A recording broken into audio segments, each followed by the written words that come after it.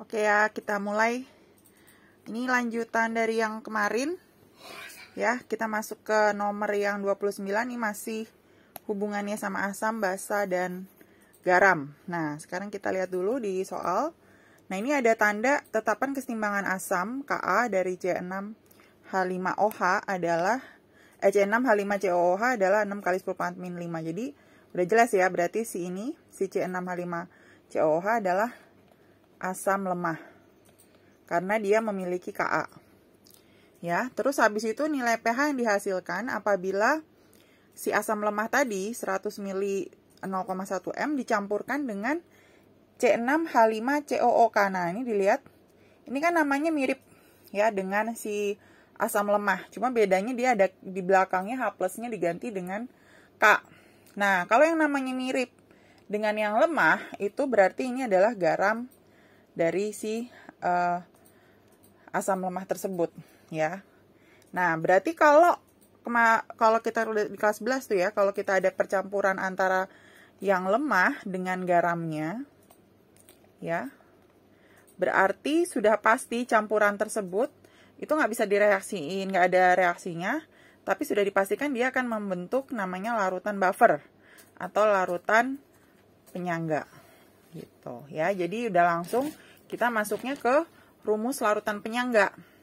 Nah, rumus larutan penyangga itu kan mengikuti sifat dari yang lemah kalau penyangga ya. Kalau misalnya hidrolisis atau hidrolisis itu mengikuti sifat yang kuat. Jadi kalau yang lemahnya itu asam, berarti kalau penyangga juga nanti pH-nya atau hasilnya pasti asam. Berarti kalau ini dia Ka, ya berarti asam lemah, berarti masuknya ke rumusnya H+. Nah, H+ itu rumusnya Ka dikali mol yang asam lemahnya ya, dibagi dengan mol si garamnya dikali valensi kalau ada valensinya. Valensi itu kalau misalnya ada dikurung kali berapa gitu, misalnya C6H5COO dalam kurung 2 kali Ca. Nah, itu berarti dikali 2 ada valensinya. Tapi kalau ini kan nggak ada nih yang dikurung-kurung. Berarti valensinya 1. Nah, ini tinggal dimasukin angkanya. Kita lihat angka yang awal adalah 6. Ka-nya 6 kali 10 pangkat min 5. Mol atau milimol asam lemah kita bisa langsung aja ya, pakai milimol juga nggak apa-apa. Berarti 100 mili dan yang pertama 0,1. Berarti kita tulis 100 dikali 0,1 untuk mol asam lemah. Terus per mol garamnya. Ternyata dia 50 mili dan 0,1. Kita tulis lagi 50 mili. Jadi kalau dua-dua atas bawah mili nggak apa-apa. Kalau atasnya liter, bawahnya mili baru nggak boleh. Ya, jadi yang penting sama perbandingannya satuannya 50 kali 0,1. Karena dia nggak ada valensinya ya, nggak ada kurung berapa. Ya udah berarti 50 kali 0,1. Ini tinggal dihitung. Yang bisa dicoret 0,1-nya sama coret. Nih ya, 0-nya coret. Berarti itu adalah 6 kali 10, 60 bagi 5 kali 10 pangkat min 5 ya. Bagi 5-nya dari sini, yang bawah. Nah, terus baru kita hitung. Berarti hasilnya adalah 60 bagi 5 kan 12 dikali 10 pangkat min 5. Kalau kita jadikan yang satuan berarti 1,2 kali 10 pangkat min 4. Ya, ini kan baru H+, tapi yang ditanya di soal adalah pH. pH masih ingat? pH itu kan rumusnya adalah min log dari H+. Nah, berarti min log 1,2 kali 10 pangkat min 4. Ya, berarti 4-nya ke depan. Kali minus 4, masih ada ininya, min log 1,2 ya, tulis. Min log 1,2. Ya, kan 1,2, kita nggak tahu berapa lognya, ternyata di option juga cuma kayak gitu. Ya udah, berarti jawabannya 4 min log 1,2. Ada ya, yaitu yang B. Gitu. Ini adalah mengenai larutan penyangga yang terbentuk dari lemah dan garamnya. Pokoknya kalau larutan penyangga, rumusnya ini, kalau dia H+. Kalau dia sifatnya basa lemah, ya berarti OH-. Berarti yang di sininya tinggal diganti KB, atasnya mol basa lemah, bawahnya tetap mol garamnya dikali dengan valensi. Oke, sampai di sini ada yang mau tanya nggak?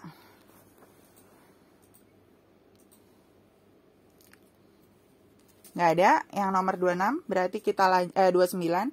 Kita lanjut ya ke selanjutnya, kayak asam basa. Ini banyak deh ya, kita cek dulu.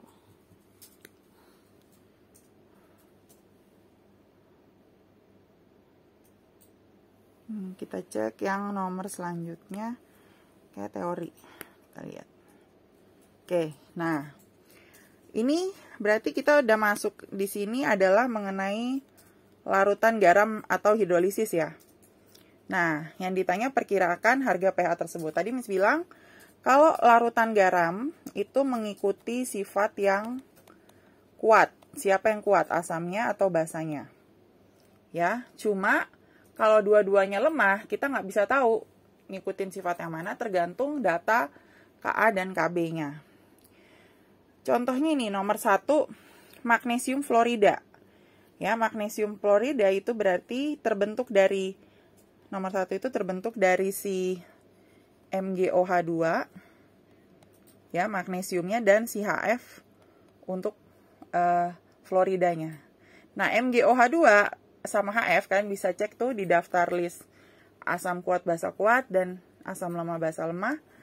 Ya, di situ bisa dilihat kalau MgOH2 itu masuknya ke basa lemah. Jadi kalau kita cek magnesiumnya di sini, ini adalah basa lemah, sedangkan fluoridanya juga asam lemah.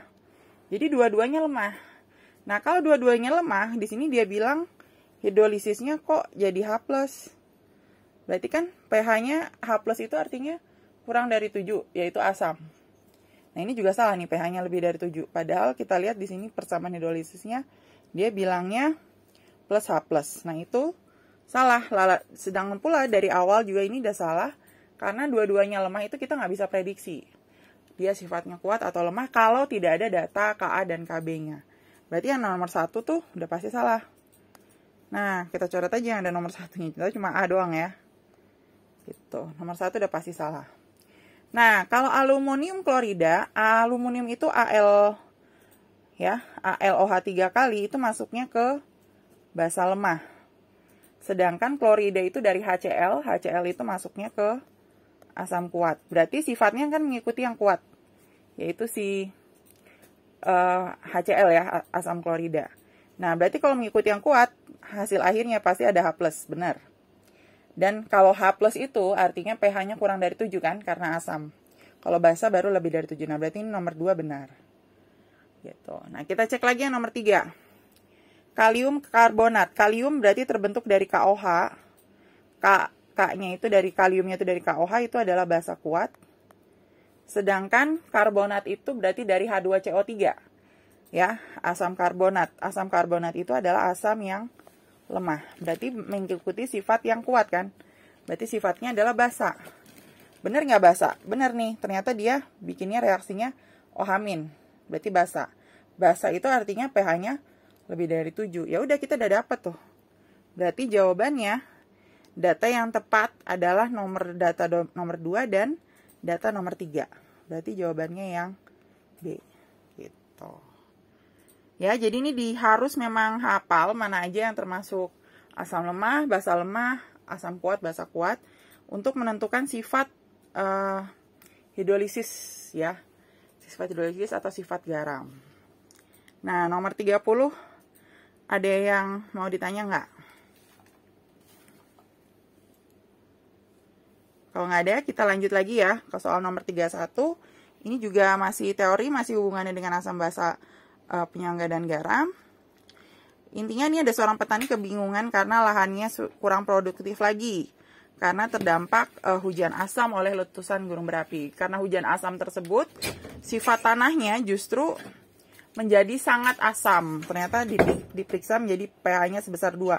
2 itu menandakan kalau dia sifatnya adalah asam. Terus menurut pandangan ahli, penggunaan nitrogen berlebihan justru akan membuat pH tanah menjadi asam akibat bakteri dari tanah mengoksidasi NH4+. Jadi intinya tanahnya dia itu sekarang terlalu asam gitu ya.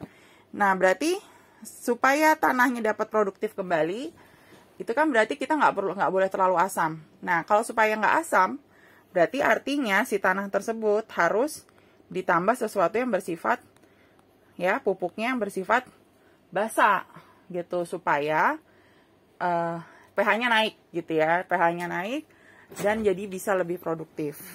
Nah, sekarang kita cek kayak tadi, sebenarnya kayak soal yang nomor 30, yaitu mana yang campuran garamnya itu adalah yang bersifat basa. Kalau bersifat basa berarti artinya harus terbentuk dari asam lemah dan basa kuat. Kita lihat masing-masing. Misalnya nomor 1, K2HPO4. Nah, K2HPO4 berarti terbentuk dari KOH, ya. Berarti KOH itu adalah basa kuat ditambah dengan, nah, kalau HPO4 itu terbentuk dari asam lemah. Ya, jadi basa kuat dan asam lemah. Berarti sifatnya mengikuti yang kuat, yaitu berarti ini sifatnya basa, yang nomor 1. Berarti bisa dipakai nggak yang nomor 1? Nomor 1 bisa. Gitu ya. Nah, kalau yang nomor 2, NH4NO3, itu terbentuknya NH4 dari NH4OH. NH4OH itu basa yang lemah. Sedangkan HNO3 asam yang kuat. Nah, ini nggak bisa dipakai justru. Karena ini sifat pupuknya bersifat asam. Ya, karena mengikuti yang kuat. Nah, kalau yang nomor 3, kita lihat CaCO3. Ya, CaCO3 atau kapur ya, itu berarti dia terbentuk dari si CaOH 2 kali, yaitu basa kuat ditambah dengan H2CO3. H2CO3 itu yang tadi sama tuh yang karbonat. Nah, karbonat itu adalah asam yang lemah. Berarti dia mengikuti sifat yang kuat ya, yaitu sifat si basa. Berarti bisa dipakai nih. Berarti kita udah dapat jawabannya sebenarnya nomor 1 dan 3. Nah, kalau yang nomor 4 gimana tuh yang CONH2 2 kali? Ya, CONH2 2 kali itu NH2 itu dari ini adalah urea ya. Nah, urea itu justru nggak boleh dipakai lagi kan, karena dia bilang nggak boleh yang banyak mengandung N, pupuk nitrogennya. Nah, berarti ini jangan dipakai, nggak bisa dipakai lagi karena itu.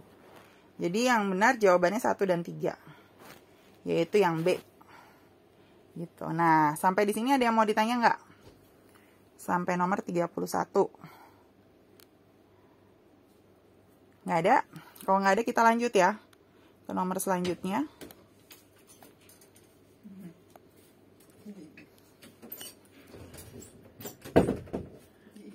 Kita lanjut ke nomor selanjutnya. Nah, ini kita lihat soal nomor 32. Nah, ini masih mengenai larutan penyangga. Seorang siswa mencoba membuat larutan penyangga. Dia pengennya pH-nya 5. Ya, kalau pH 5 penyangga itu berarti H plusnya kita balik, itu kan dibalik soalnya, jadi 10 pangkat min 5. Nah, yaitu dengan melarutkan CH3COOH 1M dengan NHCH3COO. Berarti ini adalah asam lemahnya, yang namanya mirip dengan dia, ini adalah garam. Nah, terus habis itu dia menggunakan 8,2 gram NH3COO, kemudian ditambahkan dengan 100 ml air, diaduk, terus diukur, ditambah 200 ml CH3COOH, terus diaduk. Ya, terus diaduk sampai dia homogen. Terus ternyata setelah dilakukan pengukuran, ada kesalahan pada pH larutan penyangga tersebut. Justru hasilnya ternyata lebih kecil dari 5. Padahal dia pengennya buat larutan penyangganya pH-nya 5. Nah, berarti salahnya di bagian mana? Gitu ya. Nah, berarti kita cek dari apa yang dia buat dulu. H plusnya ya. Jadi kan rumusnya H plus, sama kayak tadi tuh H plus sama dengan Ka kali mol asam per mol garam dikali dengan mol garam dikali dengan valensi. Nah, gitu kan, kayak yang tadi. Nah, sekarang kita lihat mol asamnya asamnya itu adalah si CH3COOH. Ya kan, CH3COOH-nya ternyata adalah 1M. Kita kali aja sama si volumenya dia. Nah, berarti kan Ka-nya udah ketahuan di sini ya, yaitu Ka-nya adalah 10 pangkat min 5. Nah, berarti mol asamnya dia adalah, kita tinggal kali M-nya. M-nya dia itu adalah 1 dikali dengan mililiternya dia. Mililiternya dia adalah si 200, ya kan? Karena diukurnya 200 mili. Berarti 1 dikali 200.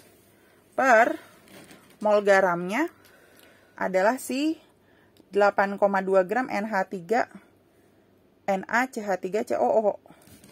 8,2, ya kan? Berarti molnya tinggal 8,2 gram dibagi aja sama si 82, karena dia MR-nya 82. Nah, kita tulis berarti 8,2 per si 82. Kenapa kita nggak pakai yang 100? Kan rumusnya mol per mol. Kalau atasnya mol, bawahnya mol aja. Gitu ya. Jadi yang 100-nya nggak ngaruh ya di sini. 100 mili air juga. Nah, berarti pas di sini ini yang bikin salah, karena kan ini 10 pangkat min 5. Nah, ini 200-nya ini kan di bawahnya mol, yaitu 0,1 ya. Nah, di atasnya itu kan masih mili. Kita jadiin ke liter. Kenapa? Karena di bawahnya ini mol, atasnya nggak boleh milimol, berarti nggak boleh mililiter. Berarti ini 200-nya kita ganti ke liter, jadinya 0,2. Nah, ini yang membuat salah adalah pada saat di sini kita maunya pH plusnya 10 pangkat min 5, harusnya kan pas dicoret harusnya habis 10 pangkat min 5. Nah, ini jadi justru pas 0,2 dibagi 0,1 kan jadinya 2. 2 kali 10 pangkat min 5. Nah, itu yang bikin salah. Yang bikin salah adalah si CH3COOH yang dipakai terlalu banyak, yaitu 200 mili. Harusnya cuma 100. Kalau 100 mili berarti 0,1 per 0,1 bisa dicoret. Gitu. Jadi yang salah adalah volume CH3COOH yang ditambahkan terlalu banyak, yaitu harusnya adalah 100 mili, bukan 200 mili. Jadi jawabannya yang si C. Gitu ya. Kalau kita pengennya pH-nya 5, salahnya di sini. Di bagian sini. Gitu. Oke, sampai sini ada yang mau ditanya nggak? Ini masih berhubungan dengan yang tadi ya, cuma dibikin jadi jadi soal teori gitu. Padahal sih ini sebenarnya soal ngitung. Kalau nggak ada, kita lanjut ke contoh soal yang selanjutnya, yang nomor 33. Nah, ini kita lihat berikut ini ada 2 gambar larutan basa yang memberikan warna sama. Warna sama itu berarti artinya sifatnya sama ya. Kalau kita lihat ini ada NaOH sama NH4OH. Nah, NaOH itu juga basa tapi basa kuat. Sedangkan kalau NH4OH karena ada Kb-nya di sini berarti dia basa juga tapi dia basa yang lemah. Nah, terus ditanya pernyataan yang benar dari kedua larutan tersebut. pH kedua larutan adalah 11. Benar atau enggak? Bentar, itu 10 pangkat min 5 ya Ka-nya, kalau nggak kelihatan terlalu kecil. Itu adalah 10 pangkat min 5. Nah, sekarang pernyataan yang benar dari kedua larutan tersebut kedua larutan basa tersebut itu yang apa? Gitu. Nah, sekarang kalau yang pertama NH4OH ya 0,1 terus dia 10 pangkat min 5, kita harus cari dulu OH minnya. OH min itu caranya tinggal akar, masih diingat kalau basa itu Kb kali M. Nah, Kb-nya dia kebetulan adalah 10 pangkat min 5.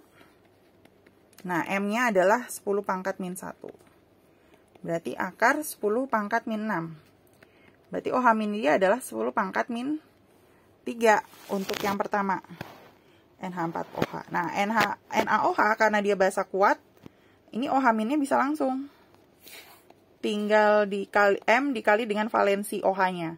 OH-nya kan di sini cuma ada 1.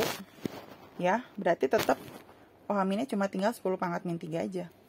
Nah, berarti kalau OH minnya sama, berarti harga pH-nya juga sama. Bener nggak harga pH 3-nya itu 11? Kita lihat, berarti kan tinggal ini cari POH. POH tinggal min log 10 pangkat min 3, berarti sama dengan 3-nya ke depan, min 3-nya ke depan, 3 aja, karena nggak ada angka depannya berapa kali, ya berarti POH-nya 3. Berarti pH tinggal, masih diingat, tinggal 14 kurang 3 aja, berarti 11. Karena ini juga OH minnya sama, 10 pangkat min 3, berarti juga sama. Berarti 14 kurang 3 adalah 11. Nah, 11 benar atau enggak? Benar. Nih, harga kedua larutan tersebut 11. Kalau kita lihat lain-lain pernyataannya, misalnya yang kedua, indikator penoftalin larutan tidak berwarna, salah ya. Kalau di bahasa dikasih PP warna merah. Ya, terus habis itu ini konsentrasi NH4OH sama dengan konsentrasi NH4OH. Ini diperhatikan ya, yang ditanya yang di sini adalah pernyataan ini konsentrasi NH4OH, bukan konsentrasi OH-. Nah, kalau konsentrasi ini dari gambar aja udah kelihatan beda. NH4OH itu 0,1 M, sedangkan NaOH 0,001 M. Yang sama dari mereka adalah konsentrasi OH-nya. Jadi yang C salah. Nah, yang D dibutuhkan konsentrasi asam yang tidak sama untuk menetralkan kedua basa. Salah. Karena dia pH-nya sama, justru dia untuk menetralkan juga pasti jumlah H+-nya juga sama. Terus konsentrasi ion OH- dari NH4OH lebih besar dari ion OH- dari NaOH. Salah ya. Tadi kita udah tahu sama-sama 10 pangkat min 3. Nah, berarti emang pasti benar jawabannya kalau kita tadi hitung. Jawabannya yang A. Gitu. Oke, sampai di sini. Ada yang mau ditanya? Oke, kalau nggak ada yang mau ditanya, berarti hari ini sampai yang di sini dulu ya. Nah, nanti kan kalian tryout baru hari Rabu. Nah, hari Senin kan belum libur ya, kalau atau ntar libur, Miss nggak tahu. Kalau misalnya enggak, kita bisa lanjut lagi yang nomor selanjutnya. Oke, sampai di sini dulu. Selamat siang semua.